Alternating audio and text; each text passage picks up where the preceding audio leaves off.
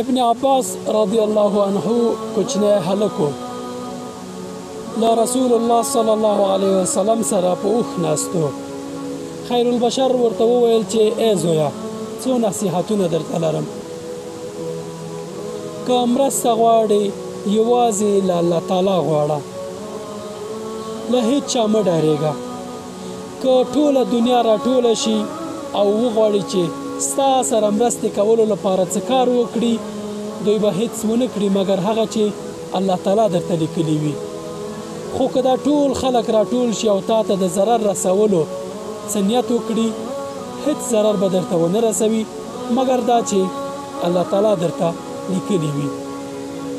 په یاد ساته چې له هرې سختۍ وروسته اساني ده او په دې ځان پوه کړه چې له صبر سره مرسته تړلې ده. د زړه تنګوالي وروسته حتما راحت او هوساینه شته دی. زما خوږو ملګرو، که چېرته موږ تاسې د رسول الله صلی الله علیه وسلم په دغه سپارښتنو باندې عمل وکړو، انشاءالله له عزت ډک ژوند به ولرو.